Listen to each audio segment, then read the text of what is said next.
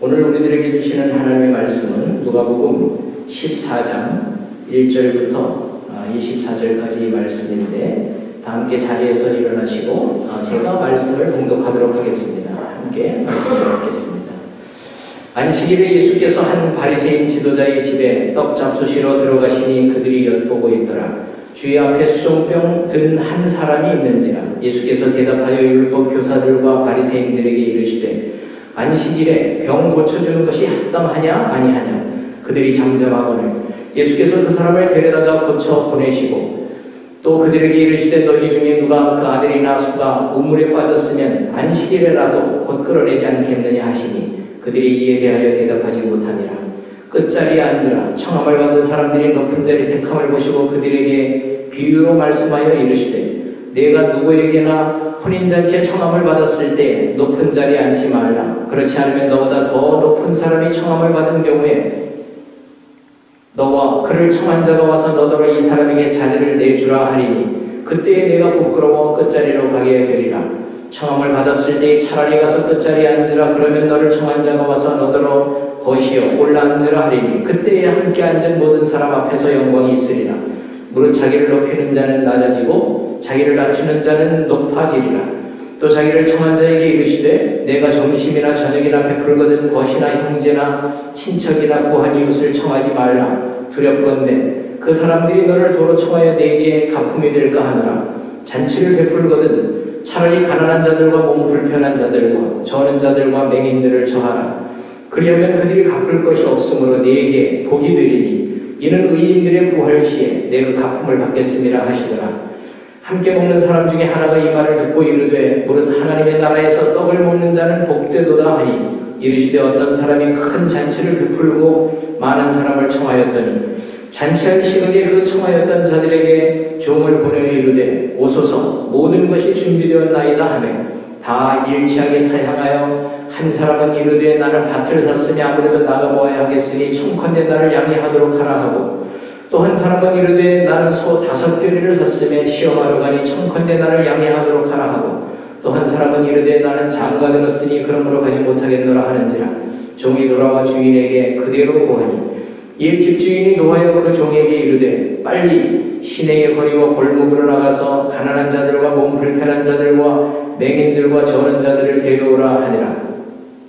종이 이르되 주인이여 명하신 대로 하였으되 아직도 자리가 있나이다. 주인이 종에게 이르되 길과 산울타리가로 나가서 사람을 강권하여 데려다가 내 집을 채우라. 내가 너희에게 말하노니 전에 청하였던 그 사람들은 하나도 내 잔치를 맛보지 못하리라 하였다 하시니라. 아멘. 자리에 앉으시기 바랍니다. 요즘 우리가 예수님의 비유에 대해서 살펴보고 있습니다. 오늘 우리가 읽은 본문은 큰 잔치의 비유라고 불리우는 이야기인데 초청 그리고 거절 사이의 관계를 잘 설명해주고 있습니다. 오늘 우리가 읽은 본문에는 초청한다, 청한다, invite 또는 ask한다 이런 표현이 12번이나 나옵니다. 이렇게 사람과 사람 사이에 관계가 깨어지는 것은 한쪽이 무리한 요구를 하든지 아니면 어떤 정당한 요구를 했음에도 불구하고 그 사람이 그것을 받아들이지 않을 때, 즉 거절할 때 생깁니다. 사실 바라는 것, 요청하는 것은 자유죠. 부모가 자녀에게 바라는 것이 있고 자녀가 자녀로서 부모에게 바라는 것이 있습니다. 아내가 남편에게 바라는 것이 있고 남편이 아내에게 바라는 것이 있습니다. 고용주가 자기 종업원들에게 바라는 희망사항이 있고 고용인은 고용인 입장에서 종업원 입장에서 고용주에게 바라는 것이 있을 것입니다. 그 바라는 것을 정당하게 잘 표현하는 것은 참 필요합니다. 그러나 아주 부당한 요구를 하든지 아니면 정당한 요구를 했음에도 불구하고 그 요청을 받아들이지 않으면 관계가 어려워집니다. 상처를 받습니다. 관계가 깨어지기 쉬운 것이죠.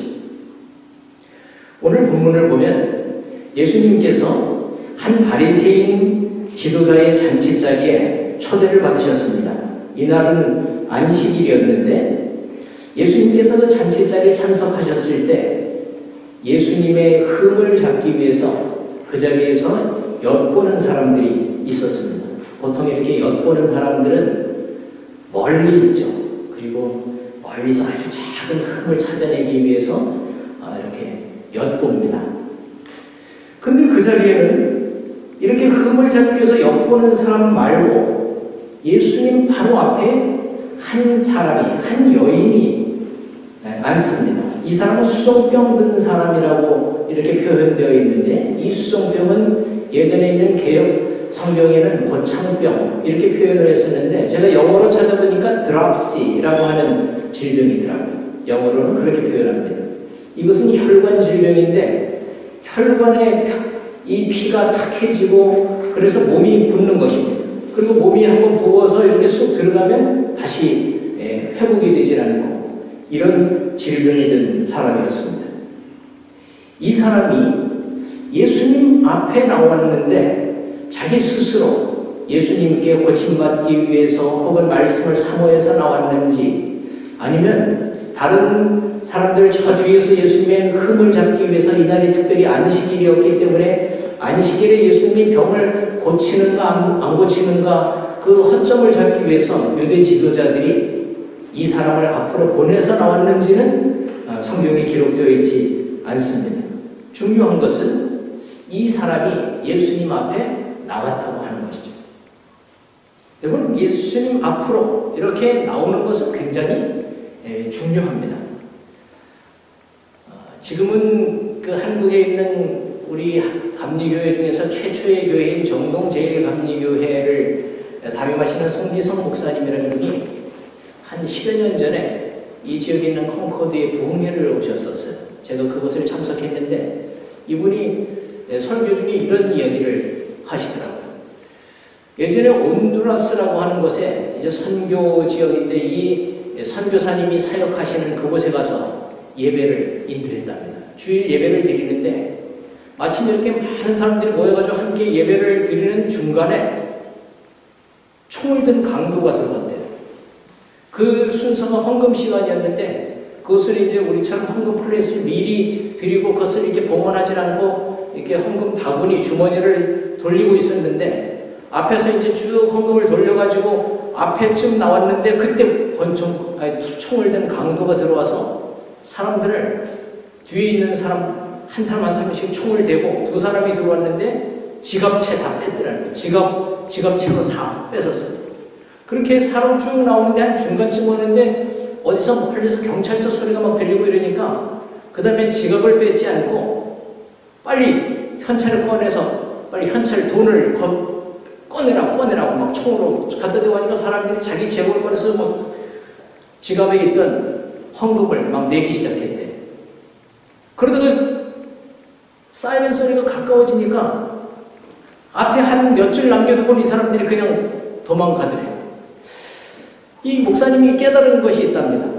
야, 그때 보니까 제일 뒤에 앉았던 사람들, 이 사람들은 뭔가 흠을 잡기 위해서 교회를 나올까 말까 또는 이렇게 비판하러 오기 위해서 사람들이 앉았던 사람들인데 그 사람들은 지갑제 다 뺏겼고 중간에 구경하러 예배를 드리러 온 사람들이 아니라 예배 보러 온 사람들은 결국은 자기 본값 영화관에 가서 뭐 값 내듯이 자기가 주머니에서 꺼내서 캐시를 꺼내서 뺏겼고 앞에 앉은 사람들은 나중에 그렇게 뺏기고 나니까 자기들이 마음에 감동이 돼가지고 막 헌금을 하나님 앞에 다 드리는데 이 사람들은 하나님 앞에 예배도 드리고 예물도 드리고 그리고 나중에 텍스 디덕터블도 받고 이렇게 됐대. 그러면서 예배는 이렇게 앞으로 나와야 되는구나 이런 것을 깨달았답니다. 오늘 예수님 앞에 수송병 든 한 사람이 나왔습니다. 예수님은 언제나 자신 앞에 나오는 자들을 고쳐주기를 기뻐하셨습니다. 근데 예수님은 아시죠? 지금 저 뒤에 자기를 엿보고 있는 사람들이 허점을 잡기 위해서 그 흠을 잡기 위해서 지금 비판하기 위해서 그런 분위기를 예수님은 잘 알고 계셨습니다. 그래서 예수님은 이렇게 질문을 하십니다. 안식일에 병을 고쳐주는 것이 합당하냐 아니하냐. 즉 안식일인데 이 안식일에 병을 고쳐주는 것이 좋은 일이냐 나쁜 일이냐. 지금 병자를 고쳐 주어야 하느냐 아니면 그대로 두어야 하느냐 이렇게 질문을 하십니다. 이때 사람들이 잠잠했다고 성경은 이야기합니다. 그리고 아무 대답이 없다고 성경은 표현하고 있습니다. 그러자 예수님께서 그 병자를 고쳐주시고 보내십니다. 여러분, 잔치는 함께 먹고 마시고 즐거워하는 것입니다. 기뻐하는 것입니다. 이제 바로 그 잔치 전에 잔치 자리에서 병자가 고침을 받았으니까 이게 얼마나 신나는 일입니까?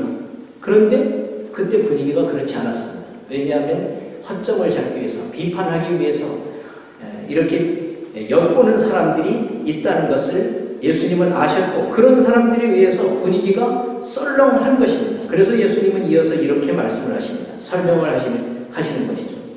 너희 중에 누가 그 아들이나 소가 우물에 빠졌으면 안식일에라도 곧 끌어내지 않겠느냐.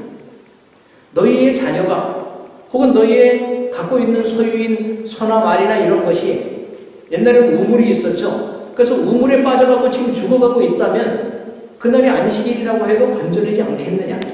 예수님은 이렇게 질문을 하십니다. 제가 어제 어떤 법대를 나오신 분하고 대화를 나눌 기회가 있었습니다. 이분이 그런 얘기를 하시더라고요. 법을 해석할 때는 문자, 법이 있는 게 우선이고 이것을 가지고 잘 해석하지 않을 때는 관례, 그 전에 어떻게 이것을 가지고 적용했는지 그 다음에 지금 상황이 어떤지 이 상황이 중요하다는 것입니다. 근데 이 문자하고 지금 상황하고 이렇게 대치돼가지고 판단하기가 힘들면 한 가지 기준이 있는데 이 법을 만들 때 처음 의도가 정신이 그 법을 세울 때에 그 법 제정자의 정신이 무엇이었는지를 살펴보는 것이 가장 중요하다고 하는 것입니다. 지금 안식일을 기억하여 거룩하게 지키라. 이 말씀은 하나님께서 정해주신 율법입니다.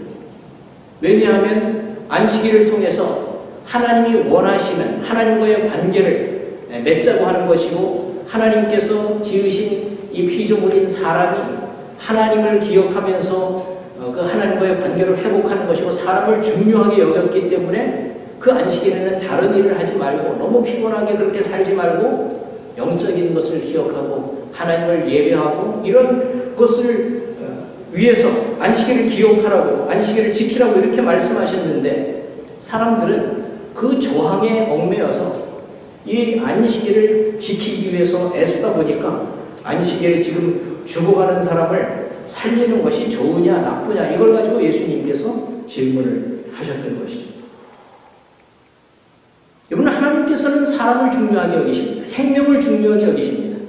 따라서 안식일을 제정하신 하나님의 뜻, 하나님의 정신, 하나님의 그 마음에 합하게 우리가 행동을 하고 사는 것이 중요한 것이죠. 예수님이 지금 그 말씀을 하시는 것입니다.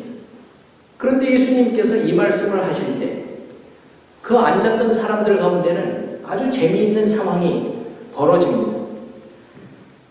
누가 그 당시 잔치 자리에는 상석, 그 테이블이 있는데 그 자리를 서로 앉기 위해서 사람들이 막 하는 거예요. 요즘 아마 그 사진을 이렇게 단체 사진을 찍을 때 보면 어디가 누가 그 상석에 그 가운데 와서 찍을 것인가 이것을 가지고 서로 이렇게 다투는 것을 가끔 봅니다. 제가 예전에 교회에서 매년 추수감사주일 때마다 교회 단체 사진을 찍었는데 제가 제일 가운데 쓰니까 자꾸 사람들이 가운데로 오려고 해서 제가 그 다음부터는 제일 뒤에 섰습니다. 그랬다가 또 제일 끝에 가서 섰어요. 그러면 안 오더라고요, 사람들이. 저 있는 쪽으로 와야 되는데 그러면 안 오고. 지난 한 2주 전인가도 어디 샌프란시스코 지역에서 그 아버지 학교 미주 대회라고 미주국에 있는 분들이 전부 모여서 함께 이제 다 행사를 마치고 단체 사진을 찍는데 서로 이제 눈치를 보면서 앞줄 제일 가운데로 이렇게 나오려고 막 그렇게 하는 거예요. 그래서 제가 제일 뒤에 제일 구석에 가서 이렇게 섰죠. 그랬더니 어떤 분이 물론 이제 주체를 우리 산호세 지부 아버지 학교 사람들이 했으니까 우리 산호세 지도 목사님 앞으로 나오시죠. 가운데로 나오시죠. 그러니까 모양이 좋더라고요. 제가 만약에 그 앞에 가 있다가 그 한국에서 오신 분 그 가운데로 나오시고 목사님 좀 비켜주시죠. 이랬으면 제가 얼마나 창피했겠어요. 예수님께서 그 말씀을 하십니다. 그래서 예수님께서 말씀하시기를 무릇 자기를 높이는 자는 낮아지고 자기를 낮추는 자는 높아지리라 이렇게 말씀을 하십니다. 자, 지금 상황이 서로 상석에 앉고자 했는데 예수님께서 자기를 높이는 자는 낮아지고 자기를 낮추는 자는 높아지리라. 즉 상대방의 허점을 찾아내서 자기를 옳게 보이려고 한다면 그 사람은 낮아질 것이고 상대방의 허물을 덮어주고 그 사람을 위하고 사랑하고 그 다음에 그런 사람을 구하는 이런 삶을 사는 태도를 가진 사람이라면 자연스럽게 높아질 것이다. 예수님께서 이 말씀을 하십니다. 그러니까 지금 분위기가 그것을 아는 사람들이 굉장히 썰렁합니다. 이때 그 썰렁해진 분위기를 긴장감을 불편함을 풀기 위해서 분위기를 바꿔보려고 어떤 사람이 질문을 합니다. 15절인데요. 이렇게 말씀을 합니다. 무릇 하나님의 나라에서 떡을 먹는 자는 복이 있습니다.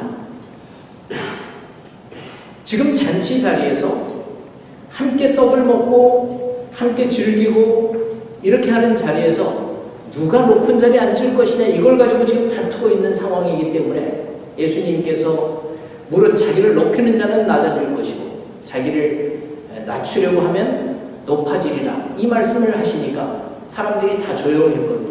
이때 이 사람이 그 분위기를 좀 바꿔보기 위해서 하는 말이 하나님의 나라에서 떡을 먹는 자는 복될 것입니다.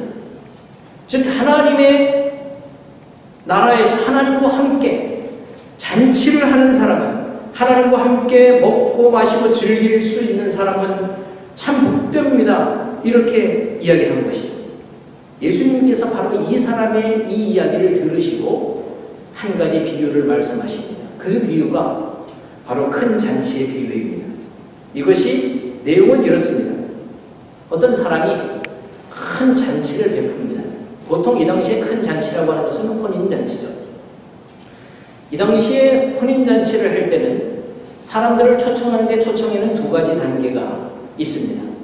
첫 번째는 아는 모든 사람들에게 초청장을 보내죠. 언제쯤 한 1년을 앞두고 이 초청장을 보냅니다. 몇 달을 앞두고 일찍 보냅니다. 그리고 이스라엘 사람들이 그 혼인잔치를 하는 것은 굉장히 성대합니다. 며칠을 두고 합니다. 그리고 밤새도록 또 잔치를 벌이더라고요. 제가 그 잔치에 이렇게 참석해 본 기억이 있습니다. 그런데 이 당시에 초청할 때는 이렇게 한 몇 달 전에, 적어도 6개월 전, 1년 전에 초청을 해서 사람들이 요즘 말로 한다면 RSVP, 이것은 원래 프랑스어에서 나온 것인데 please, reply 이런 뜻이죠. reply, if you please, 이런 뜻인데 가능하다면 지금 좀 응답해 주십시오 해서 사람들이 먼저 참석하겠다고 신청을 하는 것이죠. 그러면 바로 그 잔치가 다가왔을 때 일주일 전 혹은 며칠을 앞두고 다시 종들을 보냅니다. 그 당시에는 인터넷이 발달되어 있지 않으니까 전화도 할 수 없었고 무슨 온라인으로 공고를 하는 것이 아니라 직접 사람을 보내서 내일 모레 글피 언제가 잔치입니다. 오시겠습니까? 오십시오. 이렇게 초청을 하는 거예요. 그러면 이 사람들이 그 초청에 의해서 와야 되는 건데 오늘 예수님께서 말씀하신 비유에는 이런 것입니다. 처음엔 초청을 해서 사람들이 다 오겠다고 했는데 이제 며칠 앞두고 종들을 보내서 이제 며칠 후에 이 잔치가 열립니다. 오십시오. 이렇게 초청을 했더니 다 하나같이 사양을 하는 거예요. 거절을 하는 거예요.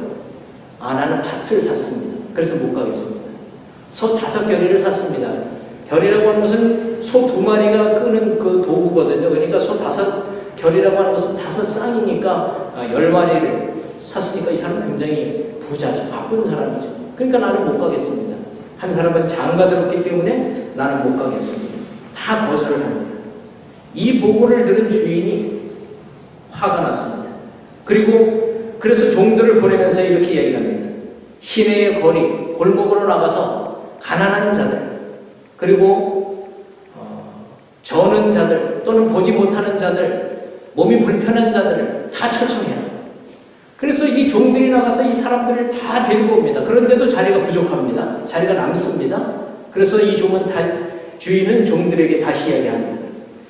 멀리 길가에까지 가서 산 울타리까지 가서 그곳에 있는 모든 사람들, 또 마찬가지로 가난한 자들, 몸이 불편한 사람들, 보지 못하는 자들, 걷기 불편한 사람들, 이 모든 사람들을 강권해서 데려다가 내 집을 채우라. 이것이 본문의 이야기입니다. 예수님께서는 이 비유를 통해서 하나님께서 초청하신 잔치에 갈 사람이 누구인지, 그리고 하나님의 나라의 잔치에 가지 못할 사람이 누구인지를 말씀하시는 것입니다. 물론 하나님 나라라고 분명히 했으니까 그 주인은 하나님을 뜻합니다. 하나님께서 큰 잔치를 열고 많은 사람, 모든 사람을 초청하십니다. 모든 사람이 하나님의 나라에서 하나님과 함께 잔치에 먹고 마시고 즐거워하기를 하나님은 원하셨습니다. 그러면 그 자리에 참석할 수 있는 사람은 누구입니까? 초청을 받은 사람 모두가 아니라 그 초청에 응답해서, 거절하지 않고 응답해서 직접 참석한 사람만이 주인과 함께 잔치를 열고 함께 먹고 마시고 즐거워하게 된다는 이야기죠. 예수님께서는 이 땅에 계시면서 참 잔치가 많이 하셨습니다. 친숙한 행사였습니다. 여러분들이 기억을 하시겠지만 예수님께서 공생애를 시작하실 때 최초의 기적을 어떤 잔치에서 하셨습니까? 가나의 혼인잔치에서 물을 포도주로 만드시는 기적을 행하셨습니다.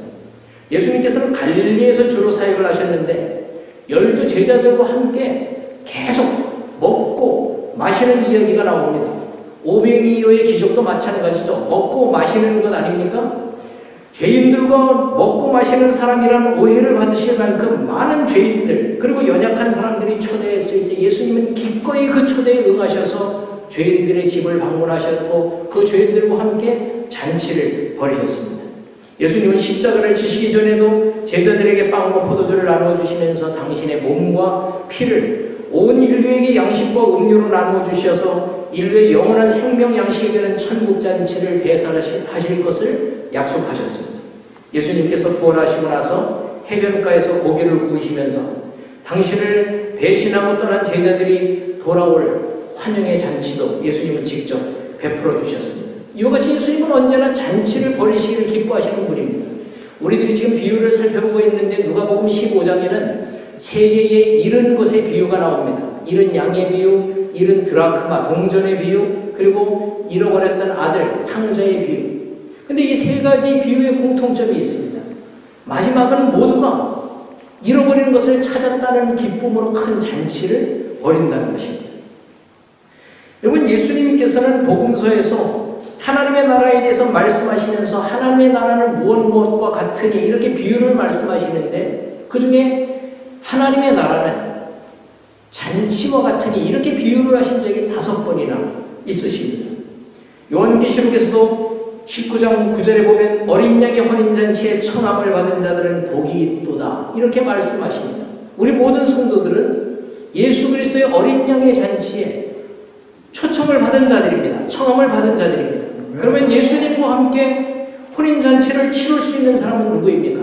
초청을 받은 사람만이 아니라 초청을 받았음에도 불구하고 참석하지 않는 사람은 혼인잔치에 참여하지 못하는 것입니다. 그 자리에 참석을 해야 되는 것입니다.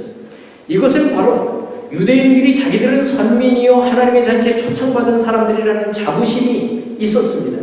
그렇지만 결국은 그들은 하나님 앞에 초청을 받았음에도 불구하고 이 초청을 거절했기 때문에 하나님의 나라는 원래 초청받았던 이스라엘 백성들 유대인들이 아닌 초청을 거절하지 않고 응답한 사람들, 가난한 사람들, 병든 사람들, 이 세상에서 소외된 사람들, 이런 사람들이 하나님의 나라의 잔치에 참여할 수 있게 된 것입니다.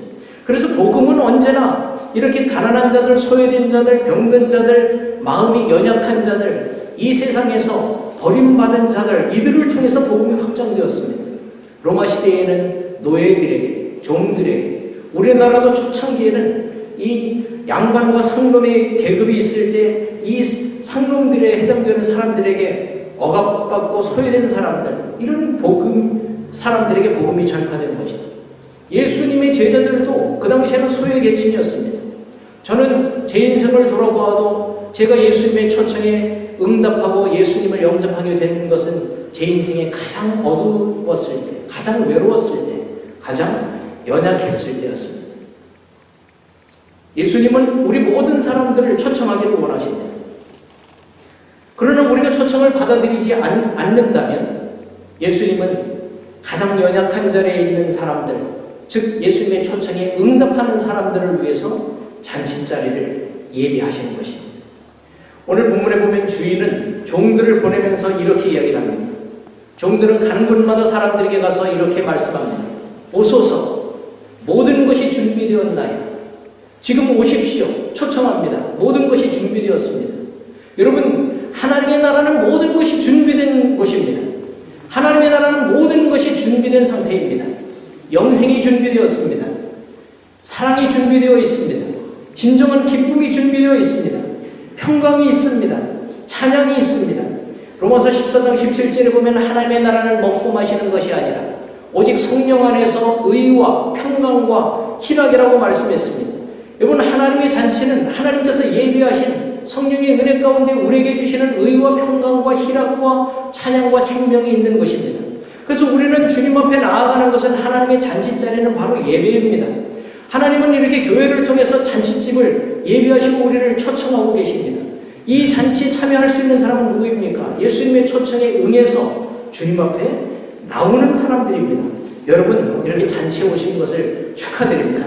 그래서 잔치자리는 이렇게 초상집이 아니라 정말 이렇게 잔치집 분위기가 되어야 되는 것이죠. 이 예배는 천국에서 우리가 하나님과 먹고 마시게 될 하나님께 드릴 찬양과 영광과 그 모든 행복과 기쁨과 생명의 그 영원한 잔치의 맛을 맛보는 것이 바로 예배인 것입니다. 저는 오늘 이 비유 가운데에서 주목하게 되는 것은 이 종들의 태도입니다. 주인은 종들에게 이렇게 이야기를 합니다. 1년 전쯤에 가서 사람들을 초청해라. 그러면 나가서 초청합니다. 다시 한 며칠 전에 이제 잔치를 앞두고 다시 이 사람들에게 가서 초청해요. 그러면 가서 초청합니다. 사람들은 거절합니다. 그럼에도 불구하고 이 종들은 그대로 순종했습니다. 그 보고를 하자 주인은 다시 말씀하죠. 다시 나가서 길가로 나가서 지금 가난한 자들, 병든 자들, 몸이 불편한 자들, 듣지 못하는 자들, 보지 못하는 자들 모든 사람들을 데려오라. 순종합니다. 나가서 또 초청합니다. 사람들을 데리고 옵니다.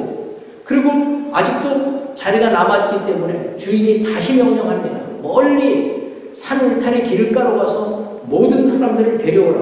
다시 나갑니다. 그리고 이 사람들을 순종합니다. 오십시오. 오십시오. 오소서. 이렇게 초청하는 오라. 이 표현이 성경에는 약 1900번 이상 나온다고 합니다. 여러분, 이 말은 하나님의 마음을 그대로 표현하고 있는 것입니다. 성경은 우리들에게 분명히 말씀합니다. 오라. 너희 죄가 주홍같이 붉을지라도 희워질 것이다.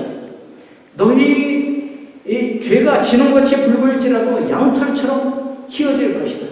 오라. 목마른 자도 오라. 줄인 자도 오라. 원하는 자는 누구든지 와서 값없이 생명수를 받으라. 이것이 하나님의 마음입니다. 이 하나님의 마음을 그대로 알고 순종하신 분이 예수 그리스도이십니다. 그래서 이 땅에 오셔서 모든 사람들을 초청하십니다. 예수님은 수고하고 무거운 모든 자들아 내게로 오라. 내가 너희를 생명을 잊게 하겠다. 참된 안식을 너희들에게 주겠다. 참된 생명의 기쁨을 주겠다. 예수님은 말씀하십니다. 오늘 본문에 나오는 비유에 나오는 종들은 그 주인의 마음을 알아서 그대로 순종했습니다. 나가서 순종하고 순종합니다. 나가서 외치고 외칩니다. 초청하고 초청합니다. 바로 이것이 우리 그리스도인들이 해야 될 일인 것입니다. 우리는 사람들이 올 때까지 그대로 기다리고 있을 수만은 없습니다. 주인이 명령하시는 대로 우리는 가야 합니다. 그리고 선포해야 합니다. 오십시오. 주님의 품으로 오십시오. 초청해야 합니다. 이것이 선교입니다. 이것이 주님의 주인의 음성 앞에 순종할 때 주님께서 얼마나 한 영혼을 사랑하시고 당신과 바른 관계를 맺고 그 사랑의 관계 속에서 당신과 더불어 누리는 풍요한 생명을, 풍요한 삶을 우리들에게 주고 싶어 하는지 그 주님의 마음을 전하는 자들, 이것이 바로 종들의 태도인 것입니다. 우리가 예배를 통해서 그 주님의 마음을 깨달았다면 이제 나가서 우리는 외쳐야 합니다. 오십시오. 주님의 품으로 오십시오. 함께 기도드리겠습니다. 주님, 오늘 큰 잔치의 비유를 통해서 주인의 마음을 깨닫고 주인의 명령 앞에 그대로 순종했던 종들의 마음을 저희들이 갖기를 원합니다.